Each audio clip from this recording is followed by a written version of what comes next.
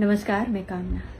क्या कभी आपने सोचा है कि एक ऐसा राजकुमार जिसके पास धन, महल, परिवार, सारी सुख सुविधाएं हैं, फिर वो सब कुछ छोड़कर एक दिन जंगल चला जाता है। आखिर ऐसा क्या हुआ कि उसने राजगद्दी को छोड़कर सत्य की खोज का रास्ता चुनता है? जी हाँ, ये कहानी है गौतम बुद्ध की। इस वीडियो में हम जानेंगे गौतम बुद्ध के बारे में बड़े ही विस्तार से कि आखिर उन्होंने ये सब कुछ क्यों छोड़ा और सत्य का रास्ता क्यों चुना। आज से करीब 2500 साल पहले नेपाल के लुम्बिनी में एक राजकुमार का जन्म होता है।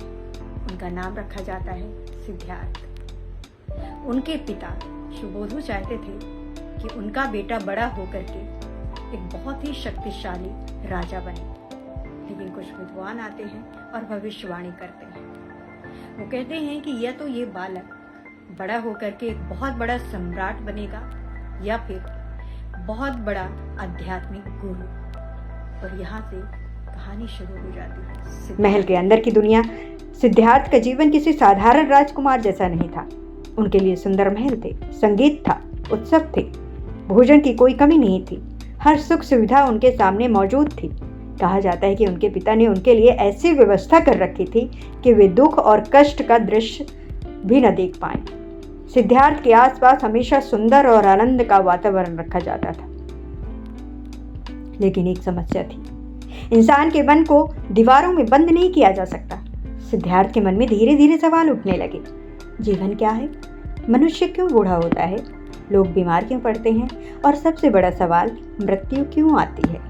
इन सवालों का उत्तर उन्हें महल के सुख सुविधाओं में नहीं मिलता। उनका वैवाहिक जीवन, विवाह और पारिवारिक जीवन। युवावस्था में सिद्धार्थ का विवाह यशोधरा से हुआ। दोनों का पारिवारिक जीवन था। समय बीतता गया। सिद्धार्थ के जीवन में एक पुत्र का जन्म हुआ जिसका नाम रखा गया राहुल। बाहर से देखने में सिद्धार्थ के पास सब कुछ था जिसकी लोग इच्छा करते हैं, परंतु उनके भीतर एक बेचैनी बढ़ती जा रही थी। वो बेचैनी धन की नहीं थी, वो किसी चीज़ की कमी की वजह से नहीं थी, वो जीवन के सत्य को जानने की बेचैनी थी।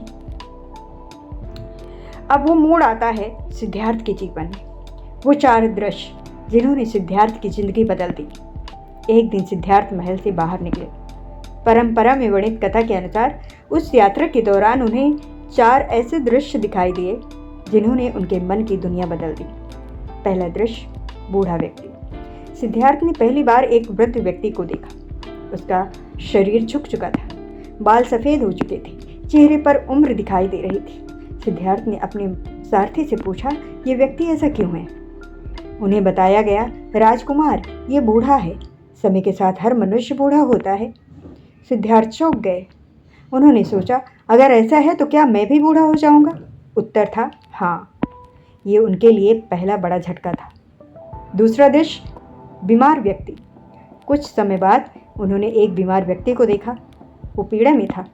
सिद्धार्थ ने पूछा, क्या बीमारी सिर्फ कुछ लोगों को होती है? उन्हें बताया गया, नहीं राजकुमार, बीमारी किसी को भी हो सकती है। सिद्धार्थ फिर सोच में पड़ गए। यदि शरीर स्वस्थ दिखाई देता है तो भी बीमारी कभी भी आ सकती है, तो फिर मनुष्य किस चीज़ पर गर्व करता है? तीसरा दृश्य, मृत शरीर। फिर उन्होंने एक मृत व्यक्ति को देखा। लोग उसके शरीर को अंतिम संस्कार के लिए ले जा रहे थे। सिद्धार्थ ने पूछा, क्या हुआ? उन्हें बताया गया, इस व्यक्ति की मृत्यु हो गई है। क्या मृत्यु हर मनुष्य को हो जाती है? हाँ। ये सुनकर सिद्धार्थ के मन में तूफान उठ गया। राजा हो या गरीब, सुंदर हो या कुरूप, धनी हो या निर्धन, एक दिन सबको मृत्यु का सामना करना पड़ता है। तो फिर जीवन का वास्तविक अर्थ क्या है? अब आता है वो चौथा दृश्य, एक सन्यासी।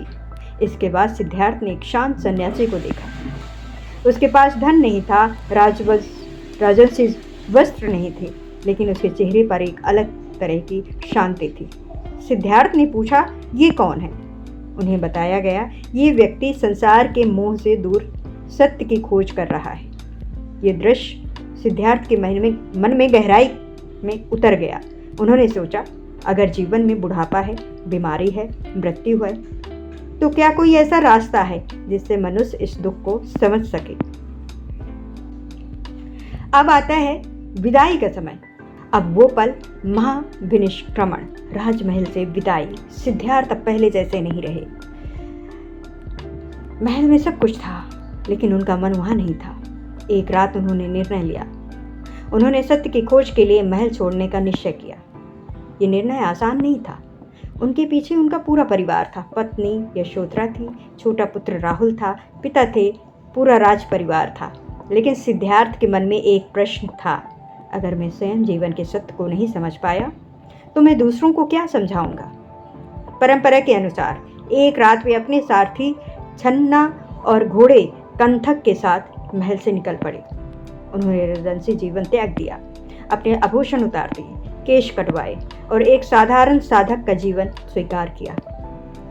इस घटना को बौद्ध परंपरा में महाविनिष्क्रमण कहा जाता है। सत्य की खोज। अब सिद्धार्थ एक राजकुमार नहीं थे, वे एक साधक थे।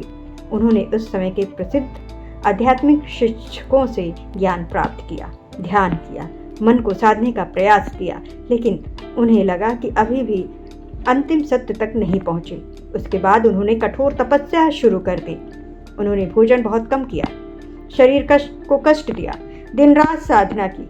उनका शरीर इतना कमज़ोर होने लगा कि वे मृत्यु के करीब पहुंचने लगे। लेकिन एक दिन उन्हें समझ आया, शरीर को अत्यधिक कष्ट देने से भी सत्य नहीं मिलता है। उन्होंने महसूस किया कि केवल भोग में डूब जाना भी सही रास्ता नहीं है और शरीर को अत्यधिक पीड़ा देना भी सही रास्ता नहीं है। यहीं से उनके सामने एक नया विचार आया, मध्य मार्ग, न अति भोग न अति तपस्या।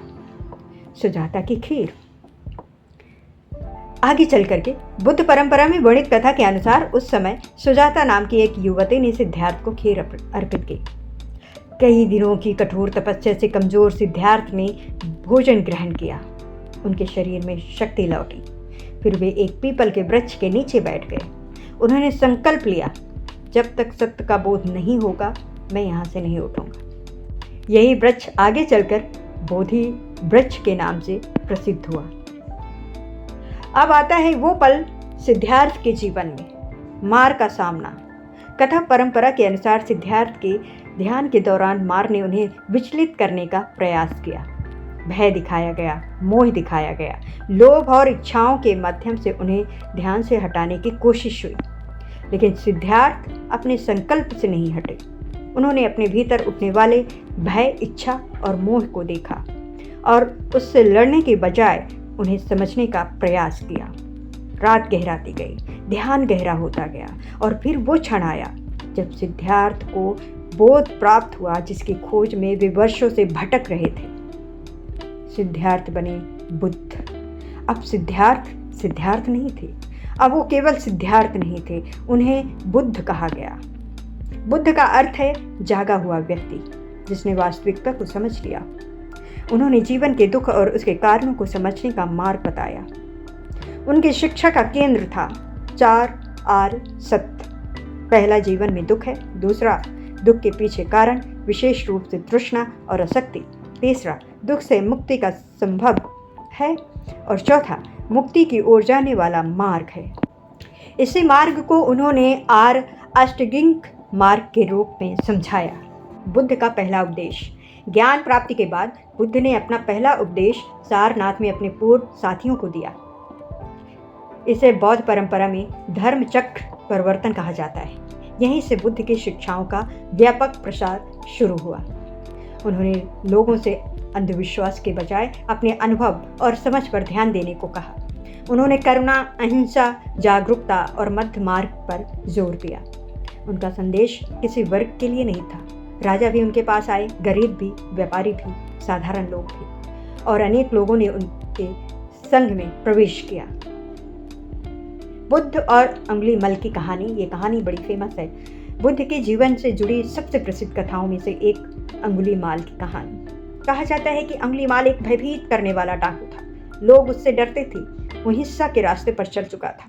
जब बुद्ध उसके सामने से गुजरे तो अंगुलीमाल ने उन्हें रोकने की कोशिश की, लेकिन बुद्ध शांत रहे। अंगुलीमाल ने कहा, रुको। बुद्ध ने उत्तर दिया, मैं रुक चुका हूँ। अंगुलीमाल, तुम कब रुकोगे? ये बात उसके भीतर उतर गई।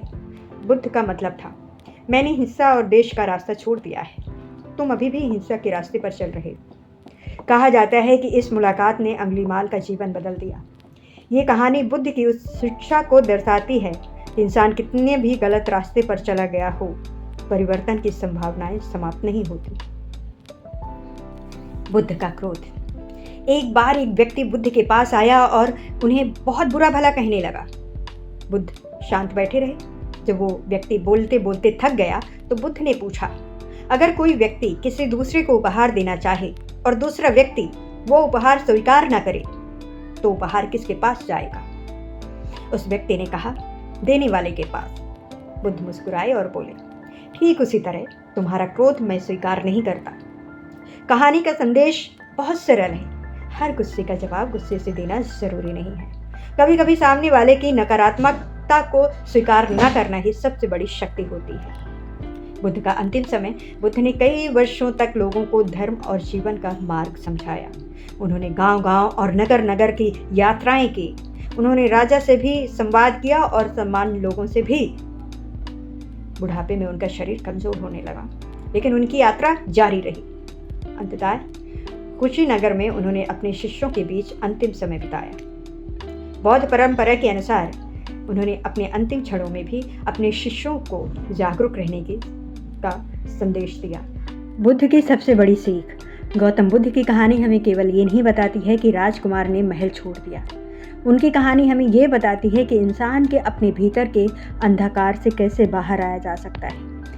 हम आज भी चिंता करते हैं, आज भी लोग हमें छोड़कर जाते हैं, आज भी हमें क्रोध आता है, आज भी हम दूसरों से तुलना करते हैं, आज भी हम धन, सम्मान और सुख के पीछे भागते हैं। लेकिन बुद्ध की शिक्षा हमें याद दिलाती है, बाहर की दुनिया को नियंत्रण करने से पहले अपने मन को समझना ज़रूरी है।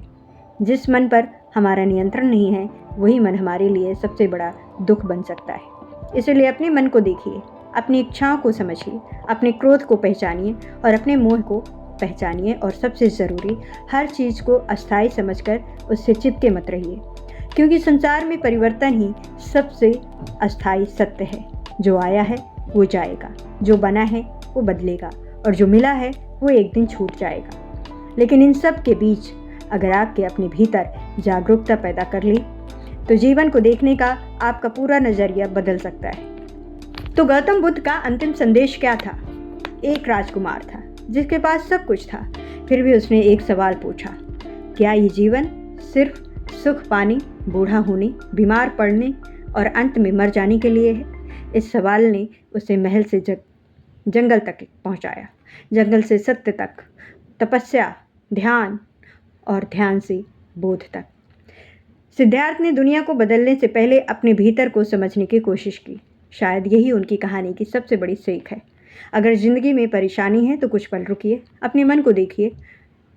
हर उत्तर बाहर मत खोजिए, कुछ उत्तर आपके भीतर छिपे हो सकते हैं, और शायद जिस शांति को हम पूरी दुनिया में ढूंढते रहते हैं उसका रास्ता हमारे भीतर से होकर जाता है।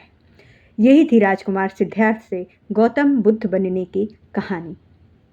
अगर आपको ये कहानी पसंद आई हो तो वीडियो को लाइक करें, चैनल को सब्सक्राइब करें और कमेंट बॉक्स में लिखें, बुद्ध शरणम गच्छामि। शांति आपके मन में हो, करुणा आपके हृदय में हो और आपका जीवन जागरूकता भरा हो। जागरूक रहे। नमो बुद्धाय।